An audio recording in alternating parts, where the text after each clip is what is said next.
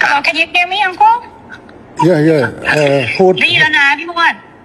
พูดโจรมานะ บานลืปุกบาน ลือ โจรปุกบาน ลือเลย บานปุกบานบานปุกบาน เนี่ย ถามว่าเป็นยังไงบ้างสุขภาพดีหรือเปล่า กวดขโมยส้มซัวปุกเมียทามไม่ได้สุขภาพละออดสุขภาพไม่ได้ อันได้เลยเด้อสมอคุณไงในไอ้บนปกพ้อง สุขภาพแข็งแรงดีครับ โอเคค่ะบอกว่าวันนี้ได้คุยกับพี่มวดเรื่องชายแดนบอกว่าก็เข้าใจตรงกันว่าทั้งท่านฮุนเซนทั้งอิงก็อยากให้สองประเทศสงบสุขค่ะមិញគាត់បានទៅជែកជាមួយខ្ញុំបាទនៅសន្តាគារហើយបានឯកភាពគ្នាដោយអ្វីដែលពុកបានប្រាប់ថាចង់បានសន្តិភាពស្ថិរភាពប្រទេសទាំងពីរពុកបាទบอกว่าไม่อยากให้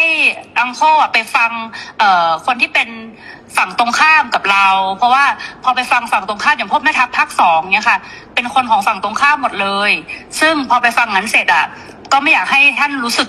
ไม่ชอบใจหรือโกรธเพราะจริงๆแล้วไม่ใช่ความตั้งใจของเราเลยค่ะគាត់ថាសូមអនុញ្ញាតពីពុកថាពុកកុំឲ្យស្ដាប់សម្ដីមេតបភូមិភាគ2ហ្នឹងក៏វាជាអ្នកដែលប្រឆាំងជាមួយនឹងរដ្ឋាភិបាលថៃដែរវាជាសត្រូវដែរដល់ពុកស្ដាប់វាហើយអញ្ចឹងទៅអាចធ្វើឲ្យអារម្មណ៍ពុកខឹងបាទเพราะตอนนี้ทางนั้นน่ะเขาอยากจะดูเท่เขาก็จะพูดอะไรออกมาที่มันไม่เป็นประโยชน์ต่อประเทศชาติค่ะแต่ว่าจริงๆที่เราต้องการเนี่ยคือต้องการความสงบสุขให้เกิดขึ้นเหมือนตอนก่อนที่จะปะทะกันตรงชายแดนนะคะមេតបភូមិភាគហ្នឹងវានិយាយចង់ឲ្យលយខ្លួនវាចង់សាង rating មកវាហើយទៅធ្វើឲ្យប៉ះពាល់ដល់តំណែងប្រទេសទាំងពីរយ៉ាងធ្ងន់ធ្ងរពុកបាទដែលយើងប្រទេសទាំងពីរគឺចង់បានស្ថិរភាពនិងសន្តិភាពដូចអ្វីមុនព្រឹត្តិការណ៍កើតឡើងពុកបាទบอกว่าให้ท่านฮุนเซนเห็นใจหลานหน่อยเพราะว่าตอนนี้คนในประเทศไทยเขาไล่เราไปเป็นนายกที่เขมรหมดแล้วគាត់ថាគាត់សូមអនុញ្ញាតពុកថាអាណិតក្មួយផងឥឡូវនេះថៃប្រជាជនថៃពីច្រើនបានដេញហើយដេញក្មួយថាទៅនៅស្រុកខ្មែរទៅព្រោះជានាយករដ្ឋមន្ត្រីខ្មែរពុកបាទ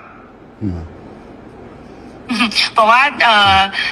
จริงๆแล้วถ้าท่านอยากได้อะไรก็ให้ท่านบอกมาได้เลยค่ะเดี๋ยวจะดูจัดการให้អញ្ចឹង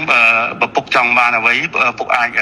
មានប្រសាសន៍ទៅគាត់នឹងរៀបចំធ្វើការងារនឹងបន្តជូនពុកតែម្ដងឥឡូវបញ្ហាដែលខាងនេះចង់បានគឺធ្វើម៉េចឲ្យណែច្រកព្រំដែនទាំងអស់ត្រូវបើកឡើងវិញជាប្រក្រតី